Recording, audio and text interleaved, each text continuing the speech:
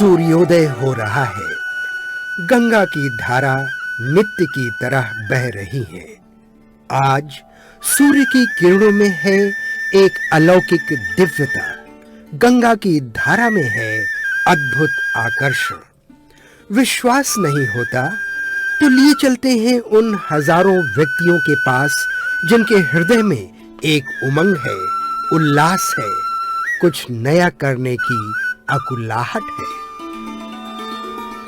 ये हजारों व्यक्ति अपने हृदय में बसे उस दिव्य स्थान में आए हैं जो इनकी सांसों में समाया है। वो है गायत्री तीर्थ शांति कुंज हरिद्वार। ये विराट जनसमूह कोई और नहीं, गायत्री परिवार के परिजन हैं। एक विशेष उद्देश्य को लेकर आए हैं। हजारों वर्ष पूर्व आज के ही दिन गंगा स्वर्ग से धरती पर अवतरित हुई। उन्हें लाने वाले थे मनोबल के धनी भगीरथ। आज ही के दिन एक और गंगा भी धरती पर उतरी। उसे सब ज्ञान की गंगा गायत्री के नाम से जानते हैं। जिस तरह स्थूल गंगा गंगोत्री से निकलकर पूरे भारतवर्ष को सिंचित करती हुई सागर में विलीन हो जाती है, उसी तरह ज्ञान गंगा गायत्री भी साधक को पवित्र बनाती हुई ब्रह्म में एकाकार कर देती है। हमारी संस्कृति के ये आधार कालांतर में मनुष्य की अदूरदर्शिता का शिकार होने लगे। पतित पावनी गंगा प्रदूषित कर दी गई। ज्ञान की गंगा गायत्री भी शापित, प्रतिबंधित हो गई। इस युग में एक और भगीरथ का अवतरण हुआ, जिन्होंने जन जन को गायत्री की प्राण चेतना से जोड़कर नवयुग के आगमन का आधार खड़ा कर दिया। वे हैं पंडित श्री राम शर्मा आचार्य। आज ही के दिन हम सबके परम पूज्य गुरुदेव ने अपना स्थूल शरीर त्याग कर अपनी चेतना को सूक्ष्म और कारण में विलीन कर दिया था। यही है वे कारण जिनसे भारत भूमि धन्य हो गई, देव संस्कृति अमर हो गई। इसीलिए आज सूर्य, गंगा की जलधारा और शांति कुंज का वातावरण विशेष बन गया है। इसे कोई भी संवेदनशील अनुभव कर सकता है। आइए हम भी डुबकी लगाते हैं इस दिव्य धारा में। ये है शांति कुंज का गायत्री नगर प्रवेश द्वार।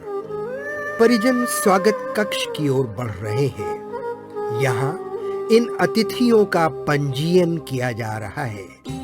रुकने ठहरने की व्यवस्था भी। स्वागत कक्ष के स्वयंसेवक कार्यकर्ता इनको आवास स्थल की ओर लिए जा रहे हैं। वैसे तो शांति कुंज में हजारों व्यक्तियों को ठहराने की क्षमता है, किंतु आज संख्या कुछ अधिक हो गई है।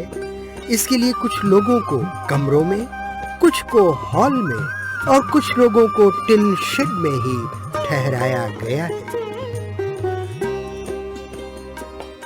पर्व भी विशिष्ट है, गायत्री जयंती। इससे पहले कि हम आज पर्व चेतना में सराबोर हों, आइए एक निगाह डालें पूर्व तैयारियों पर। सबसे पहले पूरे तीर्थ की साफ सफाई का काम शुरू हो गया है। इसमें शांति कुंज के अनेक कार्यकर्ताओं और अतिथियों ने भाग लिया।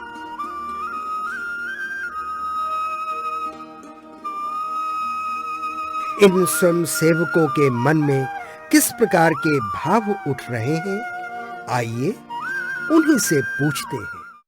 परम पूज्य गुरुदेव ने अपने युवावस्था गांधी जी के साबरमती आश्रम में गुजारी थी और उन्होंने कहीं संस्मरणों में भी लोगों ने बताया है और गुरुदेव के मुख से तो नहीं सुना, लेकिन ऐसा तो वहाँ पे गुरुदेव जो है सफाई काम करते थे, वहाँ के शौचालयों की सफाई वगैरह करते थे। तो गुरुदेव ने जो किया है और ये स्वीकार भी किया कि वहीं से मेरे अंदर साफ सफाई की और सेवा की एक भावना उमड़ी है। हम लोगों के सर्वेश्वर गुरुदेव ही हैं, इसलिए हम लोगों को भी बहुत अच्छा लगता है। और सूक्ष्म रूप से तो यहाँ ऊर्जा भरी पड़ी है, स्थूल रूप से भी साफ सफाई हो तो बहुत अच्छा लगता है। और जब भी ऐसा अवसर आता है तो बहुत अच्छा, मुझे तो दूसरी जप वगैरह जो भी चीज़ें उससे भी ज़्यादा आनंद इसमें आता है। भीड़ बढ़ती जा रही है। अखंड जप का क्रम आरंभ हो चुका है। सभी तन्मयता पूर्वक जप कर रहे हैं। बारी बारी से दूसरे साधक आते जाएंगे। शाम होने वाली है। धीरे धीरे साधक प्रवचन हॉल की ओर जा रहे हैं, जहां गायत्री जयंती की पूर्व संध्या का कार्यक्रम है।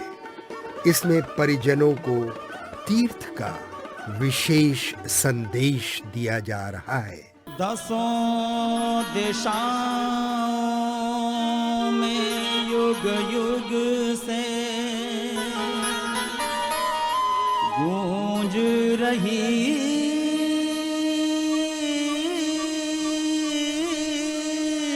जयकार, गायत्री के महामंत्र की महिमा परंपार। ओम भूर्भुवः स्वः तत्सवितुर्वरेण्यं भर्गो देवस्य धीमहि धियो यो नः प्रचोदयात्। गायत्री के महामंत्र से जीवन के सब पाप हरो। गायत्री के महामंत्र से जीवन के सब पाप हरो। सुंदर सुखी बनेगा जीवन, गायत्री का जाप करो। सुंदर सुखी बनेगा जीवन, गायत्री का जाप करो। गायत्री के महामंत्र से जीवन के सब पाप हरो।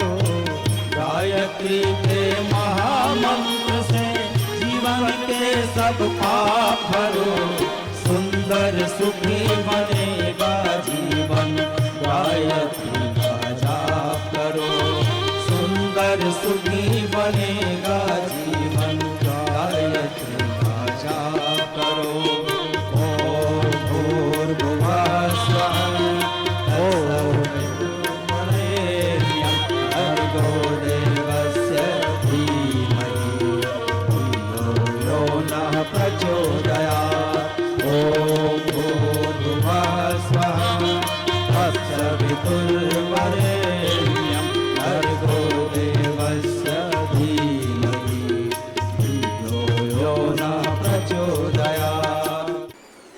परम पूज्य गुरुदेव परम वंदनीय माता जी के दिव्य संरक्षण में गायत्री जयंती की पूर्व संध्या की पावन बेला शांति कुंज हरिद्वार की तपोभूमि और आज इस पवित्र प्रांगण में जब हम लोग उपस्थित हैं, भाइयों बहनों और प्यारे मित्रों, आज एक बड़े ही महत्वपूर्ण अवसर पर, सौभाग्यशाली अवसर पर शांति कुंज के इस दिव्य परिकर में उपस्थित हो पाने का सौभाग्य हम लोगों को मिला है। ये जो पूज्य गुरुदेव की वंदनीय माता जी की तपोभूमि है, यज्ञ भूमि है, योग भूमि है, कर्म भूमि है, ज्ञान भूमि है, इस भूमि पर उपस्थित हो पाने का सौभाग्य हम लोगों को मिला। तो आज के दिन मैं कहूँगा कि हम में से हर व्यक्ति को शांत होकर, मन को स्थिर करके अपने आप से एक प्रश्न को पूछने की आवश्यकता है। प्रश्न ये पूछने की आवश्यकता है कि हो सकता है कि हमारी यात्रा गुरुदेव के साथ जुड़ने की 50 दिन की रही हो या 50 वर्ष की रही हो, कितनी भी लंबी यात्रा रही हो, हम लोग अपने अपने जीवन में अपनी अपनी जीवन यात्रा के क्षणों में थोड़ा अतीत को जाएं और उस पहले दिन का स्मरण करें जब पूज्य गुरुदेव से, वंदनीय माता जी से जुड़ पाने का सौभाग्य हमको मिला था। याद करके देखें कि उस दिन हमारे हृदय में भाव क्या उभरा था, हमारे मन की अभिप्सा क्या थी, हमारे जीवन का केंद्रीय लक्ष्य क्या था और हमारे अस्तित्व की मूल खोज क्या थी।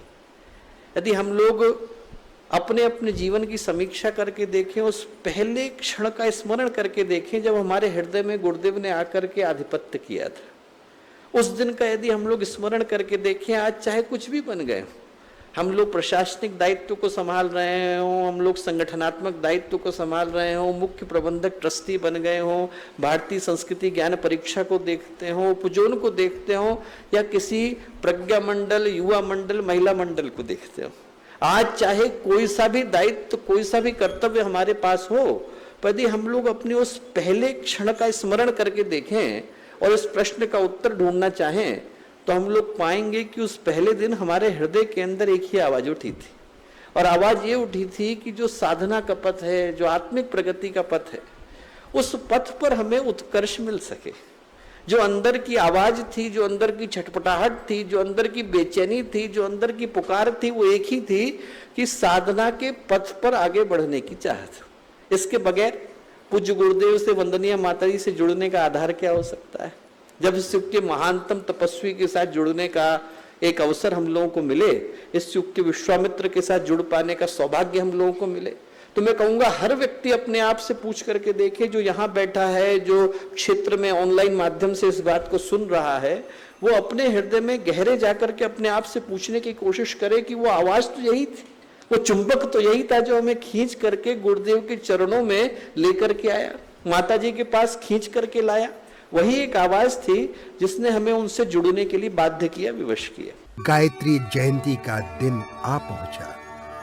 ठीक 3:30 बजे प्रार्थना शुरू हो गई। प्रार्थना के बाद उस शक्ति की आरती शुरू हो गई जिसका आज अवतरण दिवस है। जयति जय गायत्री माता, जयति जय गायत्री माता, सतमार्ग पर हमें चलाओ, जो है सुखदाता। जयति जय गायत्री माता। आरती के बाद ध्यान का क्रम होगा। सामूहिक ध्यान के क्रम में परम पूज्य गुरुदेव के ध्यान निर्देशों के माध्यम से दिव्य चेतना के प्रवाह को हर एक साधक मानो अपने अंतःकरण में अनुभव कर रहा है। दिव्य साधना लोक, गंगा की गोद, हिमालय की छाया, सप्तऋषियों की तपोभूमि, शांति कुंज, गायत्री तीर्थ, अखंड दीप। ध्यान के पश्चात यज्ञ का क्रम आरंभ होने वाला है। 27 कुंडीय यज्ञशाला में सभी याजक अनुशासित होकर यज्ञ प्रक्रिया में भागीदारी कर रहे हैं।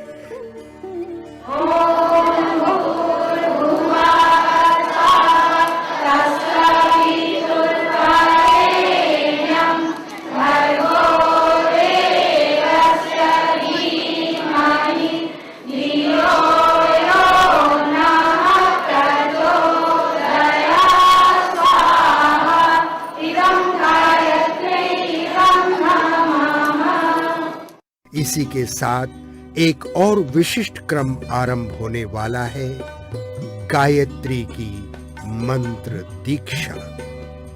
यहाँ उपस्थित ये सभी लोग अब मंत्र दीक्षा लेकर विधिवत परम पूज्य गुरुदेव और परम वंदनीय माता जी का गुरु रूप में वरण करने जा रहे हैं। दीक्षा श्रद्धेय शैल जी और श्रद्धेय डॉक्टर प्रणव पांड्या जी द्वारा दी जा रही है।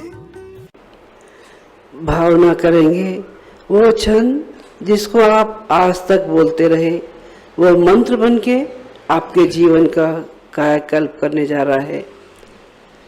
भावना करें आपके दोनों अंगूठों पर, एक पर यज्ञ पिता, एक पर माँ गायत्री, एक पर परम पूज्य गुरुदेव, एक पर माँ भगवती, एक पर जीव, एक पर ब्रह्म, इन दोनों का अनूठा गठबंधन आपके संपूर्ण व्यक्तित्व से लेकर आपकी संपूर्ण भावनाओं को आलोकित करने जा रहा है।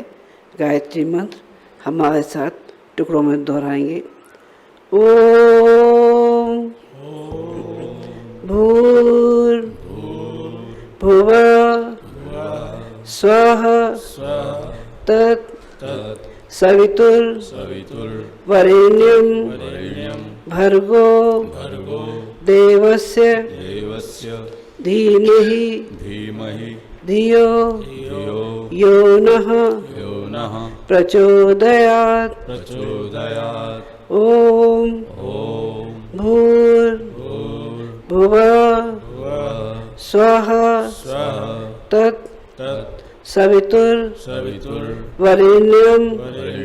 भर्गो देवस्य धीमहि धियो यो नः प्रचोदयात्।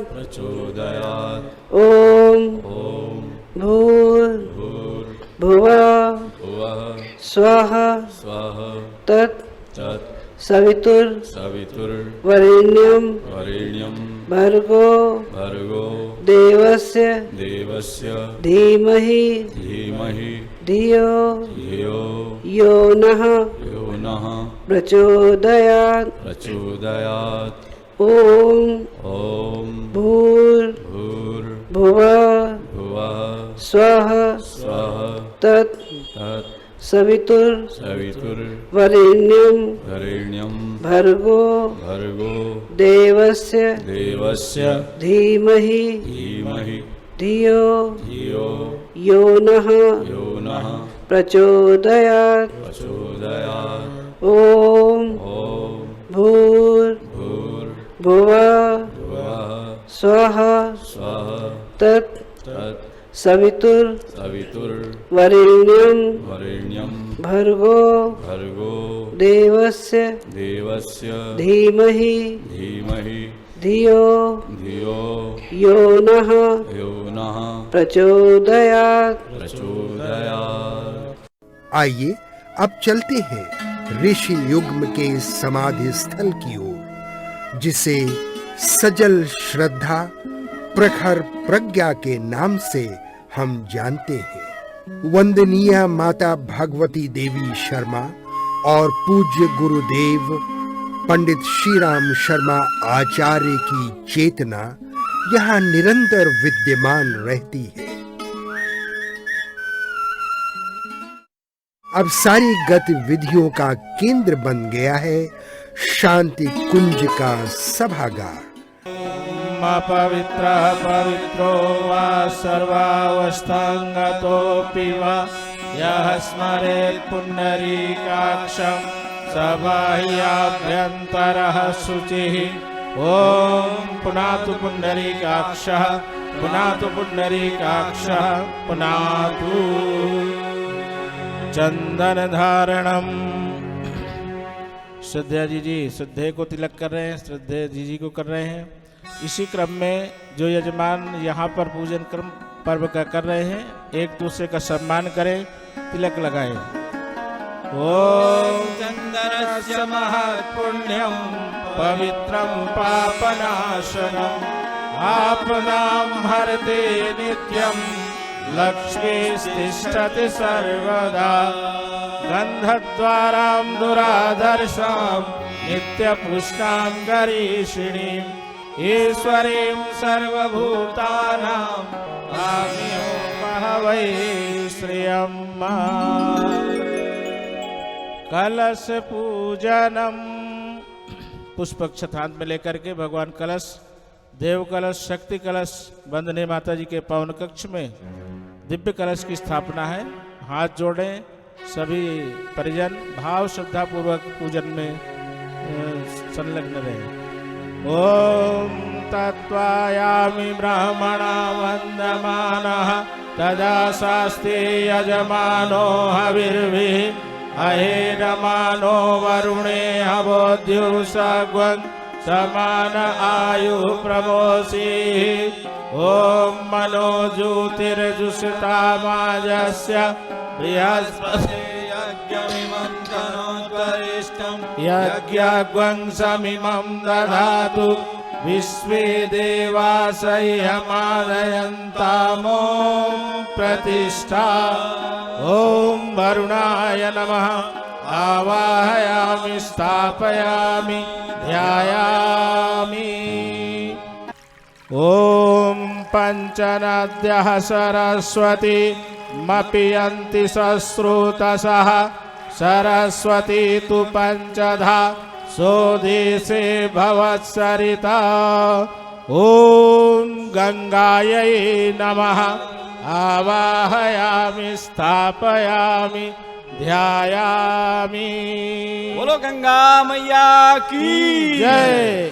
गंगे नमामि नमामि नमामि गंगे नमामि नमामि नमामि गंगे तेरे स्मरण मात्र से शीतल मन हो जाता है एक बार फिर नाम लिए से जन्म मरण मिट जाता है गंगे नमामि नमामि नमामि गंगे नमामि नमामि नमामि हर हर गंगे बोलो हर हर गंगे बोलो हर हर गंगे बोलो हर हर गंगे बोलो हर हर गंगे बोलो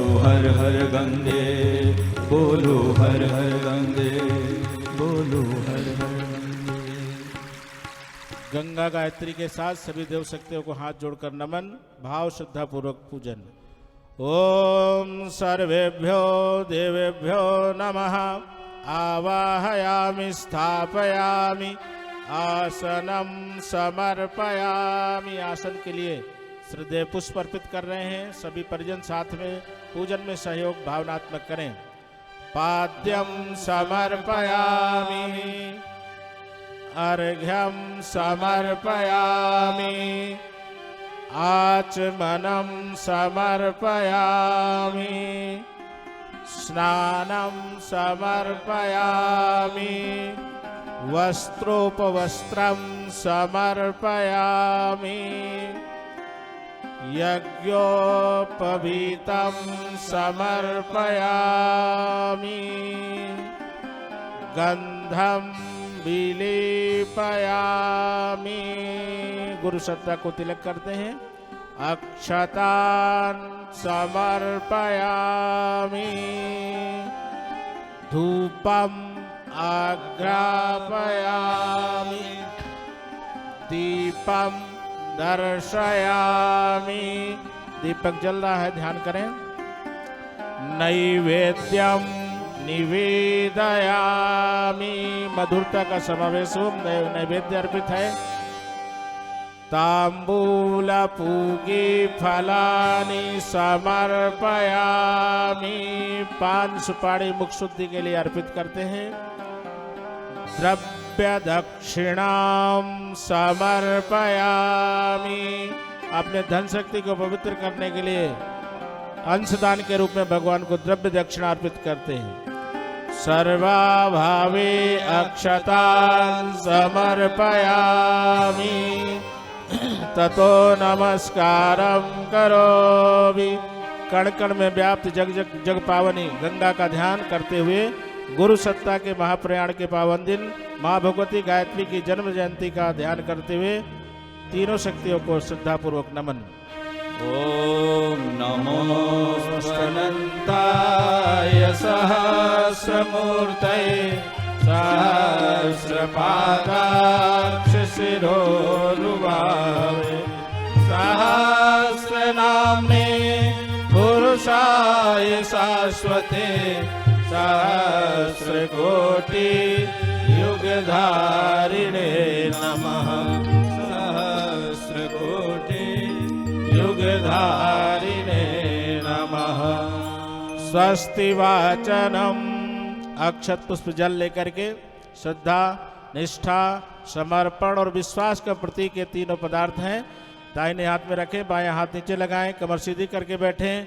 वेद मंत्रों का ध्यान करें, श्रवण करें, भावना करें। गायत्री तीर्थ की दिव्य ऊर्जा जहाँ कहीं भी परिजन ध्यानपूर्वक सुन रहे हैं उन सबको गुरु सत्ता की कृपा अनुग्रह प्राप्त हो। गायत्री माता की कृपा से मन पवित्र हो, गंगा माता की कृपा से जीवन पवित्र हो। ऐसी मंगल कामनाएं वेद मंत्रों का उद्घोष। हरि ओम गणानां त्वा गणपतिवं हवामहे प्रियाणां त्वा प्रियपतिग्वं हवामहे निधीनां त्वा निधिपतिग्वं हवामहे वसो मम आहमजानि गर्भधमा त्वमजासि गर्भधमा।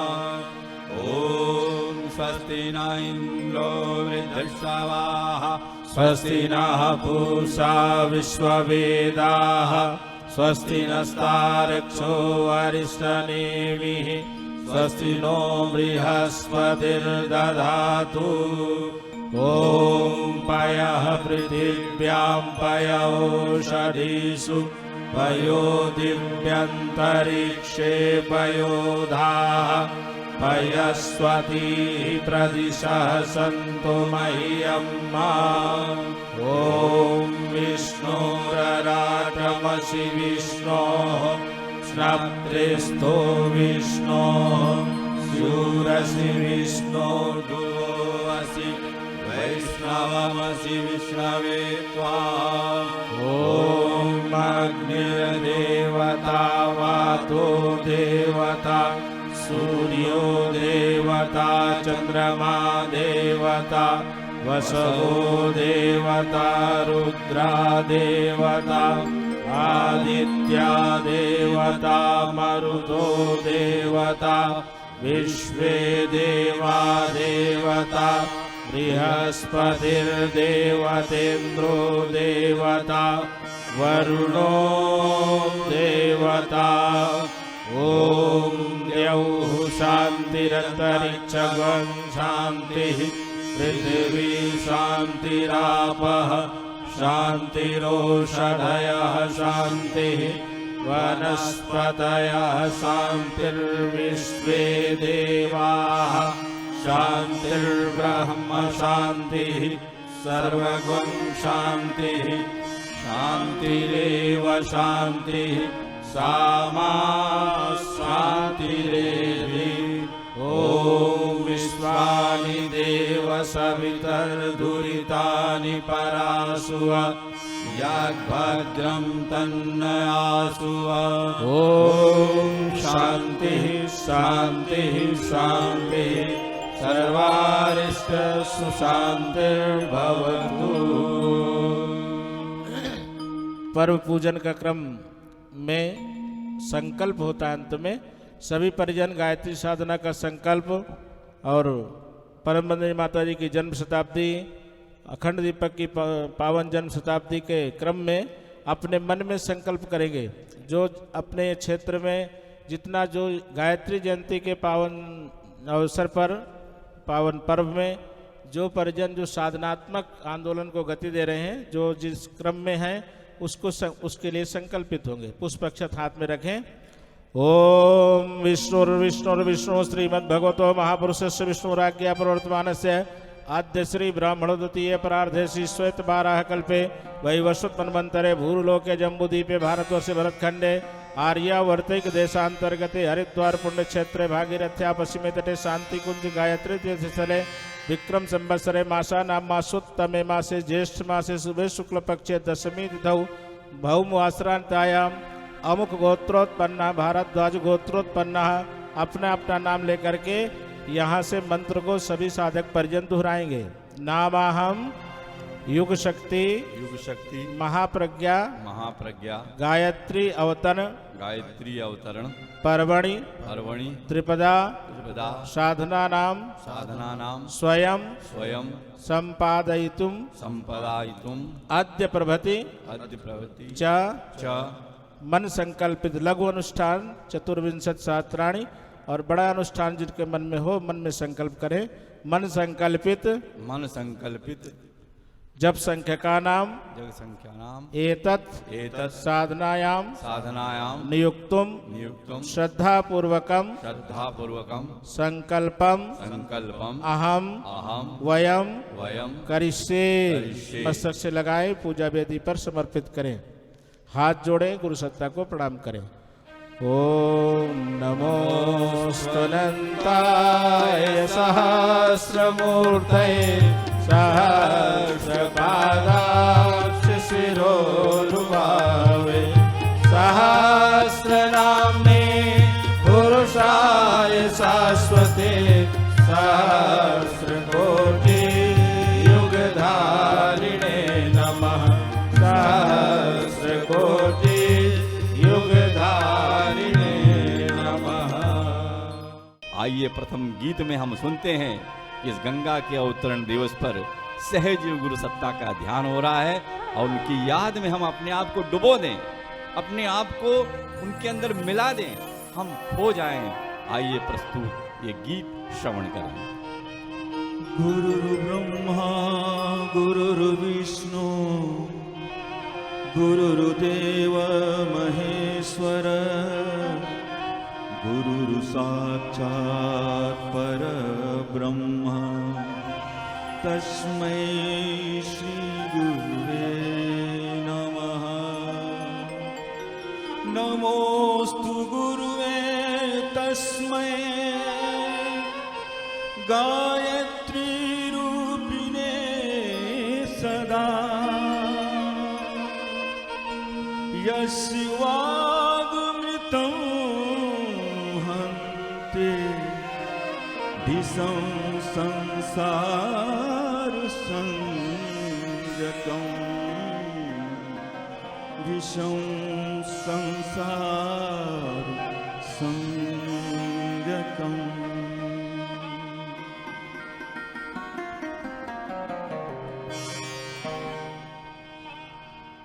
गंगा के अवतरण दिवस पर गुरुवर गंगा के अवतरण दिवस पर गुरुवर सब शिष्यों को याद आपकी आती है। गंगा के अवतरण दिवस पर गुरुवर सब शिष्यों को याद आपकी आती है। मिला हमें जो स्नेह अपरिमित गुरुवर यादों की पीड़ा ही हमें रुलाती है। मिला हमें जो स्नेह अपरिमित गुरुवर यादों की पीड़ा ही हमें रुलाती है। गंगा के अवतरण दिवस पर गुरुवर सब शिष्यों को याद आपकी आती है। गंगा के अवतरण दिवस पर गुरुवर सब शिष्यों को याद आपकी आती है।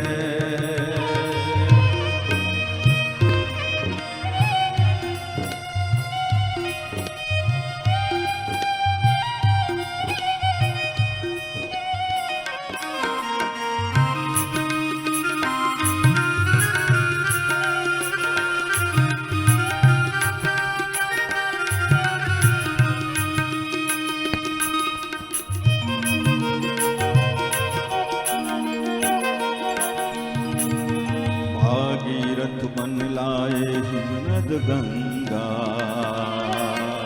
स्वर्ग लोक से स्वयं किया आवाहन। भागीरथ बन लाए हिमनद गंगा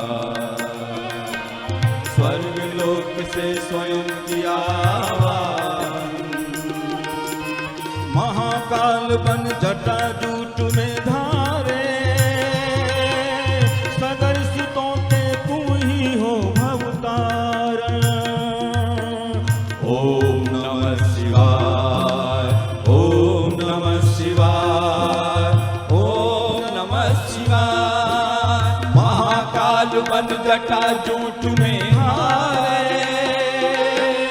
सगर सुतों के तुम ही हो भवतारण।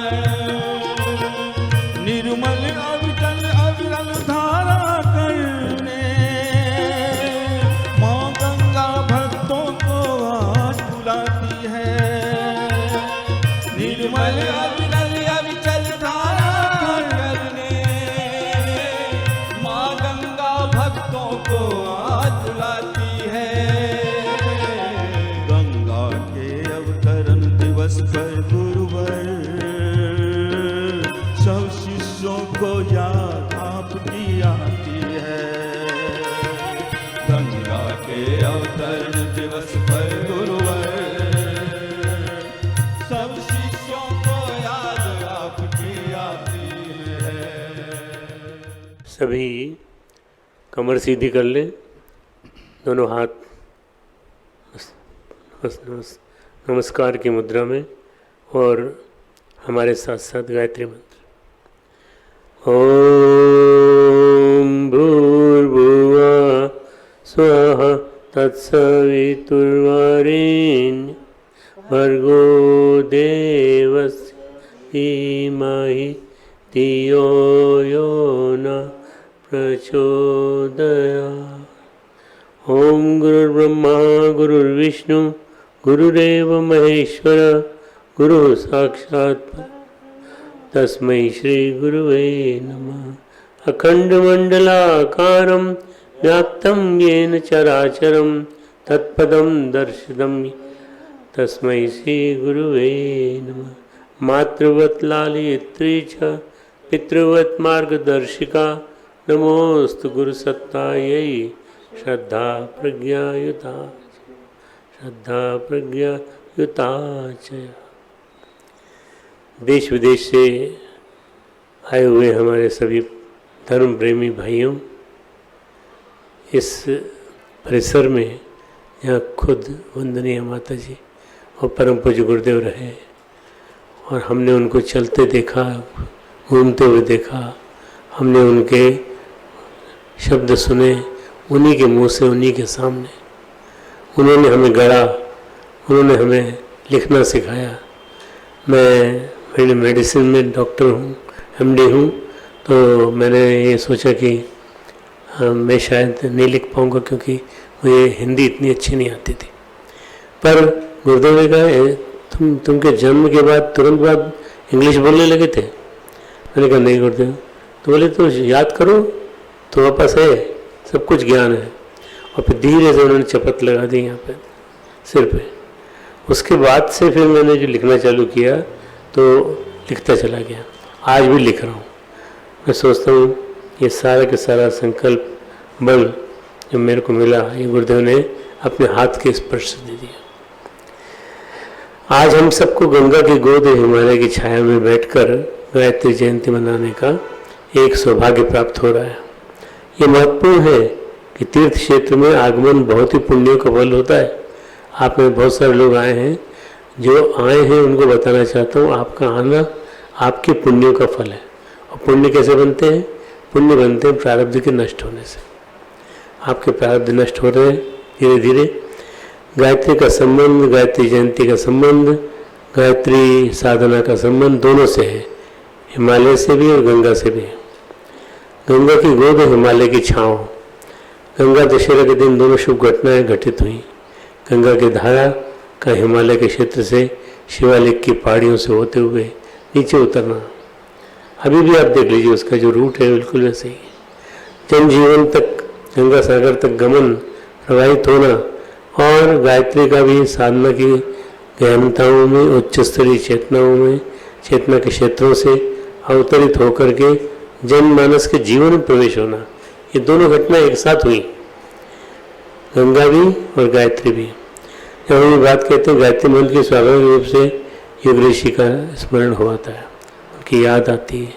पर बस उनके होने के, उनके आशीष के, आशीर्वाद की, कृपा की, तप पुरुषार्थ की, उनके तप साधना की, गहन तप साधना की अनुभूति होने लगती है। गायत्री के ऋषि विश्वामित्र हैं, देवता सविता हैं, ये बात हम जानते हैं, और शास्त्रों में इसका बहुत विधान से उल्लेख किया गया है। ब्रह्मर्षि विश्वामित्र ने गायत्री मंत्र को प्रकट किया उसका साक्षात्कार किया। और गायत्री मंत्र के ऋषि भी वही हैं, विश्वामित्र। लेकिन जब हम कहते हैं गायत्री मंत्र का साधन की साधना हम करते हैं, तो हमारे लिए गायत्री मंत्र की साधना विधियों को, सार्वजनिक प्रभावकारी उनको रहस्यों को बताने वाले हमारे परम पूज्य गुरुदेव हैं। आज हमारे पास अगर कोई ज्ञान है गायत्री का या गायत्री का रहस्य हम जाते हैं, तो वो हम गुरुदेव के माध्यम से जान पाए। अगर हम कहें कि आज भारत देश का जनगण मन गायत्री माता के प्रवाह से, अभी आपने सुना होगा 28 तारीख को हमारे यहाँ की संसद का, नई संसद की बिल्डिंग का उद्घाटन हुआ। वहाँ सबसे पहले गायत्री मंत्र का उच्चारण हुआ और उसके बाद फिर सब लोगों ने काम चालू किया। तो ये कितना अच्छा है कि लोगों ने इसको महत्ता दी और गायत्री माता के अनुदानों से, वरदानों से अभिसिंचित किया। तो उसके पीछे युग ऋषि, वेद मूर्ति, तपोनिष्ठ परम पूज्य गुरुदेव पंडित श्री राम शर्मा का योगदान है। हम जानते हैं और परिचित होते हैं। आज हमें मालूम है गायत्री की दैनिक साधना क्या है। आज हमको एक एक चीज़ मालूम है।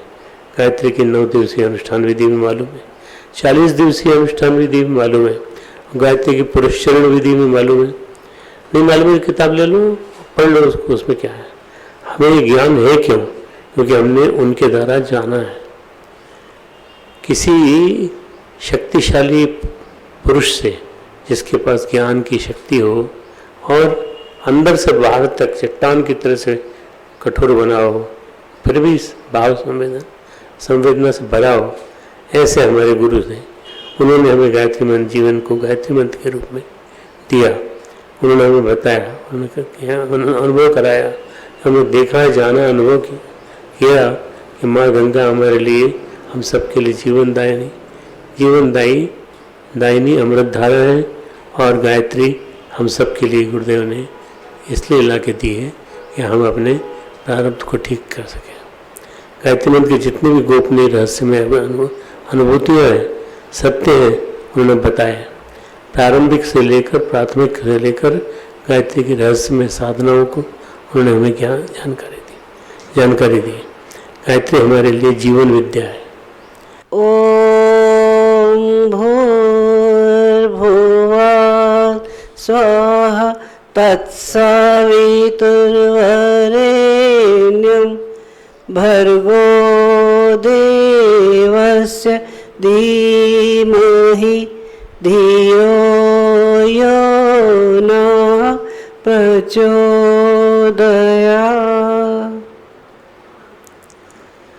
परम पूज्य गुरुदेव और वंदनीय माता जी की सूक्ष्म स्थिति में विराजमान शक्ति स्वरूपा माताओं, बहनों और भाइयों, गंगा दशहरा और गायत्री जयंती का पावन दिन, वो दिन जिस दिन 2 शक्तियां इस धरती पर अवतरित हुई, उन सबके आंचल में बैठने का आज सौभाग्य हम सबका है। एक पुराणों में एक कथा आती है कि राजा पृथु जो भगवान राम के पूर्वज रहे हैं, उनके पुत्र सत्यव्रत बहुत प्रतापी थे और बहुत धर्मात्मा थे। उनकी ख्याति बहुत दूर दूर तक थी। उन्होंने ये देखा कि अवस्था ढलती जा रही है, बाल भी थोड़े सफ़ेद होते जा रहे हैं, तो उन्होंने अपने पुत्र हरिश्चंद्र को राजपाट देकर उन्होंने साधना में अपने आप को लगा लिया। इतने धर्मात्मा होने के बाद उनके मन में एक लालसा रह गई। वो लालसा ये रह गई कि मैंने जिंदगी भर कभी कोई पाप नहीं किया, लोगों का भला ही किया, हमेशा अपनी जिंदगी परमार्थ में, साधना में गुजारी, तो स्वर्ग का हकदार तो मैं हूँ, तो स्वर्ग के साथ साथ क्यों न, अगर ये संभव हो सके कि मैं सशरीर चला जाऊं। अब ये उनकी कामना ऐसी थी जिसको पूर्ण कर पाना हर एक के बस की बात नहीं थी। वो ऋषि वशिष्ठ के पास गए, अपने कुलगुरु के पास। उन्हें पूछा कि गुरुवर, मेरा मन है कि स्वर्ग तो मुझे मिल जाएगा, लेकिन सशरीर जाने का मन है। वशिष्ठ जी ने बहुत समझाया, बेटा ये प्रकृति के नियमों के खिलाफ है, इससे सारे नियम कायदे धर्म, ये पुनर्जन्म बंधन के और कर्म फल प्रारब्ध के, ये सब बंधन जो है ये गड़बड़ा जाएंगे, इसलिए ये संभव नहीं है। उन्होंने मना कर दिया। उन्होंने मना कर दिया तो उनसे तो उनका नहीं बस चला। तो वशिष्ठ जी के जो बड़े पुत्र थे उनका नाम था शक्ति। वो भी बहुत ज़्यादा आध्यात्मवादी थे और उनका भी स्थान उतना ही था। वो फिर शक्ति जी के पास गए। उन्होंने कहा, शक्ति जी क्या आप मेरी मदद कर सकते हैं सशरीर स्वर्ग भेजने में? वो नाराज होने लगे कि तुम कैसी बात करते हो, जब पिताजी ने मना कर दिया, इतने बड़े ऋषि ने मना कर दिया, आपको समझ में नहीं आया? उन्होंने कहा कि देखिए ऐसा है। फिर उन्होंने अपने राजनीतिक थोड़ा सा क्या कहा जाए कूटनीति चलने की कोशिश की। उन्होंने ये बात कहा उनको कि देखो शक्ति जी, इसमें दो फायदे हैं। एक तो फायदे ये हैं कि आप जितना धन चाहोगे उतना धन में खर्च करने को तैयार हूँ, और दूसरा ये काम में सफल हो गए तो आपकी ख्याति बढ़ेगी, सबको ये मालूम पड़ेगा ये सशरीर भेज सकते हैं। अब वो इस बात को सुन के शक्ति जी और ज़्यादा बेधक गए। उनको इतना गुस्सा आया, उन्होंने उनको शाप दे दिया कि जाओ तुम त्रिशंकु बन जाओ। त्रिशंकु वो जो ना इधर का रहे ना उधर का रहे, बीच में रह जाए। अब वो इसके बाद उनकी शरीर की, आध्यात्म की, जमीन की, आकाश की सारी मर्यादा उनकी गड़बड़ा गई। अब वो सीधे जंगलों में चले गए। उन्होंने कि जो देखेगा वो क्या सोचेगा। वहाँ जाके बहुत परेशान हुए। वहाँ जाके उन्होंने अपने भटकते रहे। फिर एक दिन उनका साक्षात्कार ऋषि विश्वामित्र से हुआ। उन्होंने ऋषि विश्वामित्र जी को अपनी व्यथा कह सुनाई कि मैं स्वर्ग का हकदार तो था, पर मेरी खाली इतनी ही थी मैं सशरीर चला जाऊं। ऋषि वशिष्ठ जी ने मना कर दिया। उनके पुत्र ने मुझे शाप दे दिया। अब क्या किया जाए? चूँकि विश्वामित्र जी वशिष्ठ जी से थोड़ी सी प्रद्वंदता रखते थे, ऋषि तो थे लेकिन प्रद्वंदता उनके मन में थी। उन्होंने कहा ठीक है कोई बात नहीं, हम करते। उन्होंने कोशिश की। उन्होंने कहा देखो निश्चित समय पर हम मंत्रों के साथ यज्ञ शुरू करेंगे, आपका रहना, उपस्थित रहना जरूरी है। वो बैठ गए। यज्ञ शुरू हुआ तो विश्वामित्र जी की मंत्र शक्ति के प्रभाव से उनका शरीर धीरे धीरे उठना शुरू हुआ। पृथ्वी से जब उठ गए ऊपर और जब स्वर्ग के थोड़ा पहले तक पहुंच गए, देवताओं में खलबली मची कि सशरीर ये कौन है जो स्वर्ग में आ रहा है। ये स्वर्ग के नियम कायदे से लेके सारी परंपराओं को, सारे अनुशासनों को खराब करेगा। उन्होंने ऊपर से मंत्र बोलना शुरू किए तो त्रिशंकु जी जो थे सत्यव्रत, वो वापस नीचे आना शुरू हुए। उन्होंने फिर विश्वामित्र जी को आवाज लगाई कि ऋषिवर अब क्या करूं? ऊपर वाला ऊपर नहीं जान दे रहा, नीचे वाला नीचे गया तो मैं मरूंगा नीचे। उनने कहा नहीं, अभी तुम वहीं रुको। अब वो बेचारे ना इधर के ना उधर के बीच में लटके हुए। उन्होंने कहा कि विश्वामित्र जी, ऋषिवर आप कोई समाधान खोजें। उन्होंने कहा ठीक है। उन्होंने माँ गायत्री का आह्वान किया और अपनी सारी शक्तियाँ केंद्रित करके उनके लिए एक नए स्वर्ग की संरचना की। उन्होंने कहा तुम जब तक इसमें जाओ। उनका भेजने का क्रम जब तक हो नहीं पाया तब तक देवता सारे उनके पास आ गए, ऋषि विश्वामित्र के पास, और कहने लगे ऋषिवर ये आप क्या कर रहे हैं? ये सारी मर्यादाएं सारे प्राकृतिक नियमों को खिलाफ जाती हैं। तब तो हर आदमी ही कहेगा हम सशरीर पहुंच जाते स्वर्ग में। फिर चाहे उसने कोई भी कर्म किए हों, चाहे वो अच्छे कर्म वाला हो चाहे बुरे कर्म वाला, इसका तो कोई मूल्यांकन ही नहीं रह जाएगा। ऋषि विश्वामित्र को बात समझ में आई। उन्होंने कहा देखो ऐसा है कि मंत्र की शक्ति से ये नए स्वर्ग के दरवाजे तक पहुंच गए, लेकिन अब केवल एक बात हो सकती है, वो ये हो सकती है कि आप इनको नए स्वर्ग में रहने दें और ये आप इंद्रदेव का कहना मानेंगे, ये अपनी मनमानी नहीं करेंगे, ये आपके अनुशासन में ही रहेंगे। उसके बाद उनको उस स्वर्ग में रखा गया और वो स्वर्ग में वो त्रिशंकु से फिर वापस सत्यव्रत जी बन के रहे। ये गायत्री मंत्र इतना अद्भुत, इतना महाशक्तिशाली मंत्र है। जिस समय विश्वामित्र जी शोध कर रहे थे, उन्होंने देखा कि सूर्य की ही प्राण शक्ति ये सारे में व्याप्त है, सबको जीवन सूर्य से ही मिला है। वो उनके चिंतन में और गायत्री में इतने लीन हो गए कि उनके अंदर के और बाहर के सारे कषाय कल्मश धुल गए, मन के धुल गए, शरीर के धुल गए और वो दृष्टा बन गए। गुरुदेव ये कहते थे गायत्री मंत्र इतना शक्तिशाली मंत्र है कि इसको एक तरह से ब्रह्मास्त्र कहा जा सकता है। गुरुदेव अपने प्रवचनों में अक्सर एक उदाहरण दिया करते थे, कहते थे उपासना उसका नाम है जिसमें अपने संपूर्ण भाव अपने इष्ट आराध्य के चरणों में समर्पित किए जाते हैं। एक ही बात कही जाती है, ऐ मालिक तेरी रजा रहे, तू ही तू रहे, बाकी न मैं रहूं न मेरी आरजू रहे। समर्पण इस स्थिति का हो तो उपासना सार्थक होती है। बिना उसके तो एक व्यायाम भर हो जाएगा। माला जप रहे आप खिसकाते जाइए, केवल उंगलियों का व्यायाम हो जाएगा, लेकिन आपके अंदर कोई फर्क पड़ेगा? कोई फर्क नहीं पड़ने वाला जब तक वो पूरा समर्पण न हो। दूसरा चरण गुरुदेव साधना का बताते रहे। अपने आप को साधना सर्वोपरि है। अपने अंदर के कसाय कलमश, अपनी बुराइयों को छोड़ने का नाम साधना है। दिवाली का त्यौहार आता है, हम तमाम दुनिया भर की सफाई, रंगाई, पुताई ये सब शुरू कर देते हैं। इसलिए ये सोच के सफाई होगी, माता लक्ष्मी हमारे घर में अवतरित होंगी, हमारे घर में साक्षात विराजमान होंगी। और घर गंदा है तो लक्ष्मी जी आएंगी नहीं।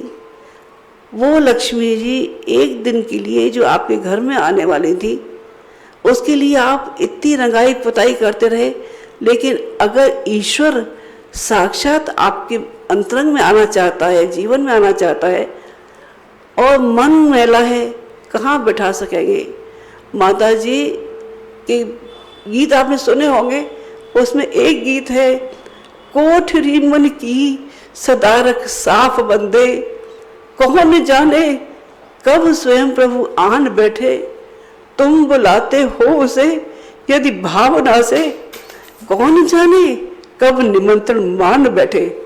वो निमंत्रण मान ही बैठा है तो कहाँ बिठा सकेंगे? मलिनताओं से भरे अंतःकरण में, राग द्वेष से भरे अंतःकरण में, अहंकार से भरे अंतःकरण में सब मलिनताएं भरी हैं, तो इस कीचड़ भरे अंतःकरण में भगवान कहाँ बिठा सकेंगे? नहीं बिठा सकेंगे। अगला चरण गुरुदेव आप बताते रहे आराधना का। आराधना अपने समय, श्रम, प्रतिभा समाज के लिए लगा देने का नाम है। हम जिंदगी भर जन्म से लेकर मृत्यु तक इस समाज के ऋणी हैं। जन्म लेते हैं तो समाज के बीच में बोलना सीखते हैं, तो समाज के बीच में खाते हैं, उठते हैं, बैठते, जाते हैं, जो भी कुछ सीखते हैं उसमें समाज का ही हर पल योगदान रहता है। हम अगर समाज को अपने कुछ भाव प्रकट करके न दे सके, उसके कर्ज से उऋण न हो सके, तो कैसे हमारी आराधना पूरी होगी? एक छोटी सी कहानी थी। एक नदी के किनारे एक पत्थर था। उसके मन में आया, लोग यहाँ रोज नहाने आते हैं, कुछ काम करने आते हैं, रेत होने की वजह से पैर धंसने लग जाते हैं, इनको कोई आधार नहीं है, क्यों न पानी में जाके स्थिर हो जाऊं तो लोग खड़े होके बैठ के अपना स्नान ध्यान कर सकेंगे। पत्थर लुढ़कता लुढ़कता नदी में चला गया। पास ही एक नारियल का पेड़ था। नारियल कहने लगा, अरे पत्थर, ये भी क्या जिंदगी है? अपमान भरी जिंदगी, तिरस्कार भरी जिंदगी। लोग रोज आते हैं तो वे पैरों तले रौंदते हुए चले जाते हैं। कोई गंदगी छोड़ जाता है, लहरें आती हैं तो वे थपेड़े देते हुए चली जाती हैं, टकराती चली जाती है। पत्थर अपना काम करता रहा, लहरें अपना काम करती रही, टकराती रही, कभी कोई कोना टूटता रहा, कभी कहाँ लुढ़काती रही, लेकिन पत्थर यही सोचता रहा, मैं साधनहीन हूँ तो क्या, लेकिन भावना मेरे पास है, मैं भी समाज के किसी काम आ सका होता तो। वो पत्थर रोज लुढ़कता पुढ़कता उसका आकार ही बदलता हुआ चला गया। एक दिन आंधी आई, आंधी के साथ साथ नारियल ऊपर से टपक टपक कर नीचे गिर पड़े। राहगीर वहाँ से निकले, उनने देखा नारियल है, इसका क्या किया जाए। कुछ ने सोचा घर ले जाते हैं, कुछ ने सोचा नहीं नारियल है, इसको मंदिर में चढ़ा देते हैं। वो मंदिर में गए, उन्होंने भगवान के चरणों में नारियल को रखा। नारियल ने जब गर्दन ऊपर उठाई, ये देख के हैरान रह गया नारियल कि वो पत्थर जिसको वो हमेशा बोलते रहे, रे पत्थर, ये अपमान भरी जिंदगी, तिरस्कार भरी जिंदगी, पैरों तले रौंदे जाने वाली जिंदगी जीना कोई अच्छा लगता है क्या? वही पत्थर जो लोक मंगल के रास्ते पे चल रहा था, आज शालिग्राम बना बैठा पूजा के स्थान पर है। और वो नारियल जो दम से सिर उठाकर ऊपर टंगा था, वो उसके चरणों में विसर्जित है। हमारी वो आराधना जो किसी समाज के काम में आ सके, वो हमारी साधना सफल होती हुई चली जाएगी अगर हमने ये तीनों कर्म कर लिए। हमारा गायत्री मंत्र सिद्ध होता हुआ चला जाएगा अगर हम इस रास्ते पर कुछ कर सके। गुरुदेव के महाप्रयाण के बाद आज के दिन ही गुरुदेव गायत्री के लिए जन्मे, गायत्री के लिए जिए और गायत्री में ही विलीन हो गए। बच्चों को रोता बिलखता छोड़कर चले गए, लेकिन माँ ने हिम्मत रखी और बच्चों को कलेजे से ही नहीं लगाया, उनके आंसू ही नहीं पहुँचे। उनसे कहा बेटा अपने आप को अकेला महसूस मत करो। उनको अश्वमेधिक पुरुषार्थ देकर उनको आगे बढ़ाया। सारे देश से लेकर विदेश तक जितने भी अश्वमेध हुए, माता जी की संकल्प शक्ति और बच्चों का मनोबल उठाने के लिए। बच्चों ने भी ये कहा माँ आपका संकल्प है तो आपके बच्चे पीछे नहीं हटेंगे। अब उस माँ की जन्म शताब्दी और अखंड दीप की जन्म शताब्दी 2026 में आती है। अब बच्चे फिर से संकल्प ले कि हम जन जन तक, गांव गांव तक, हर व्यक्ति तक उन सपनों को लेके जाएंगे, गुरुदेव के साहित्य को लेके जाएंगे, गुरुदेव के संकल्पों को लेके जाएंगे। वो हीरे मोती जो हमारे आसपास हैं वो जगमगाएंगे और सारे देश को आलोकित करते हुए जाएंगे। इन्हीं भावनाओं के साथ मैं अपने भाइयों बहनों के लिए प्रार्थना करूंगी गुरुदेव से, माता जी से, कि ये जब आते थे पहले तो दूर से ही हंसते खिलखिलाते आते थे कि गुरुदेव माता जी के पास जा रहे हैं, हमारी चिंता का समाधान हो जाने वाला है। लेकिन आज किससे कहे, विश्वास रखना गुरुदेव माता जी हर पल अपने बच्चों के साथ हैं। जिस समय आप सोए होंगे उनका हाथ आपके सिर पर घूमता हुआ चला गया होगा, वो कहता हुआ चला गया होगा बेटा तू परेशान है तो मैं कैसे मन शांत हो सकता है। मेरे पुण्य का तप का हर अंश तुम्हारे लिए है। ये सुनते थे कृष्ण की बांसुरी में वो मिठास थी कि उनके प्यार में सब भगे चले आते थे। उस कृष्ण की बांसुरी और उस कृष्ण को तो देखा नहीं, लेकिन हाँ गुरुदेव माता जी के उस प्यार को जरूर देखा है। एक ही बात कहने को मन करता है, अनुदान और वरदान प्रभु जो मांगे उनको दे देना। गुरुदेव हमें निज अंतर की पीड़ा में हिस्सा दे देना। ओम हमारे YouTube चैनल शांति कुंज वीडियो गायत्री परिवार को सब्सक्राइब करें एवं बेल आइकन जरूर दबाएं ताकि गायत्री परिवार की विभिन्न गतिविधियों की जानकारी आपको मिलती रहे।